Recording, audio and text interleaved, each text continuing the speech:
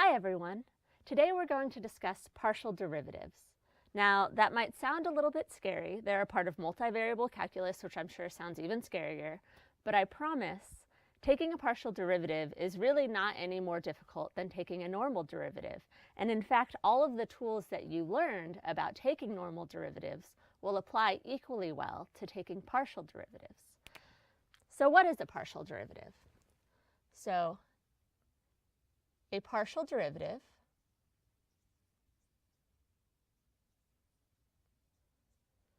tells you how a multivariable function changes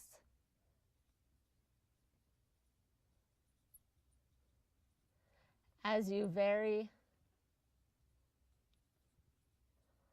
only one of its arguments.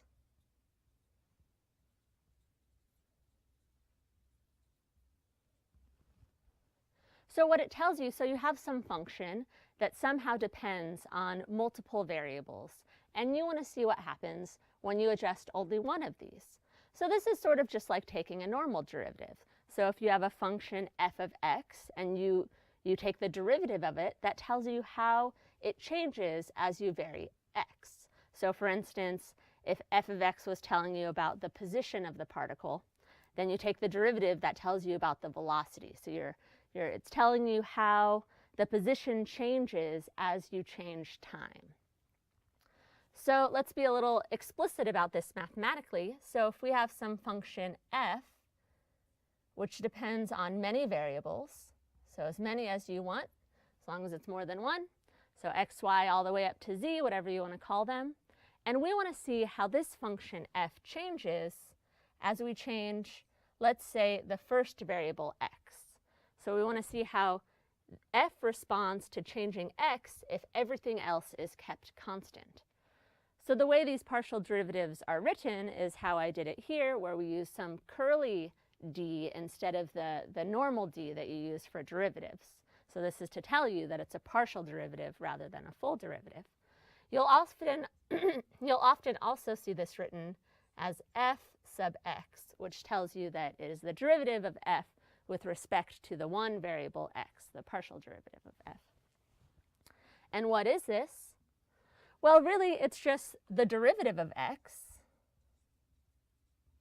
the derivative of f with respect to x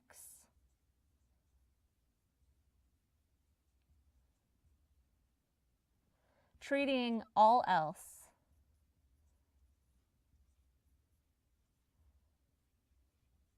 as constant.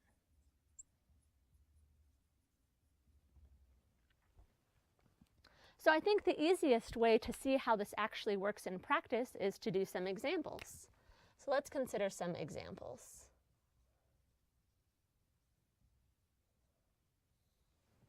So let's say we have the multivariable function f of, let's say we have x, y, and z.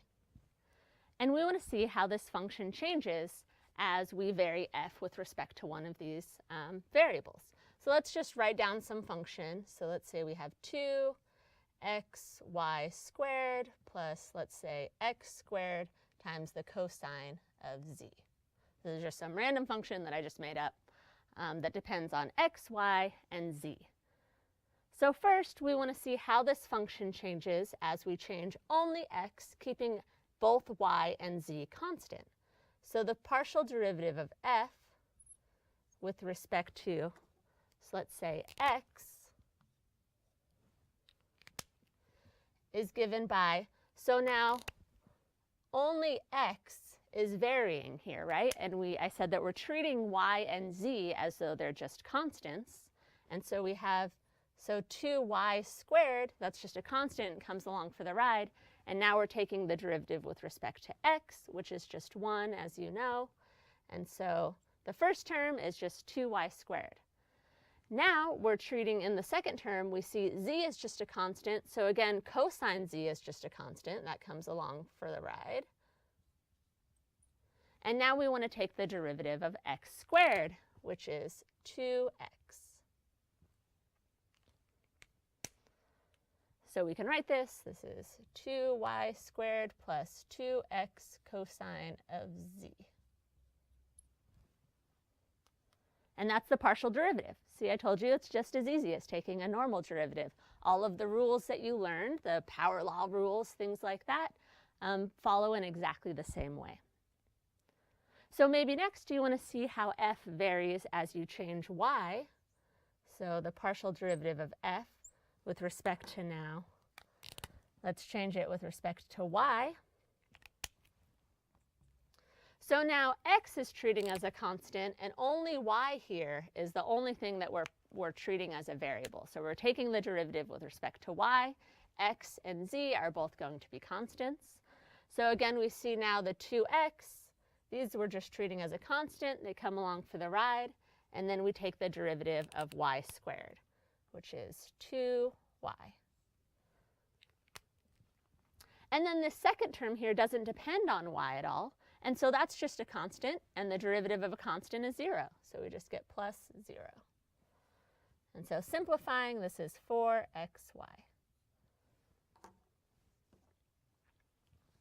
And then finally, to complete our study of partial derivatives of this function, we could take the derivative of f with respect to z.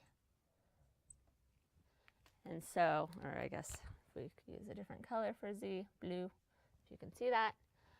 So now we see z is only in this last term, cosine of z. So again, the first term now, if we're taking the partial derivative with respect to z, x and y are constants. So the derivative of a constant is just 0. Plus now the x squared is a constant. That comes along for the ride. And we take the derivative of cosine of z, which is negative sine of z. So again, we can simplify this to x squared sine of z.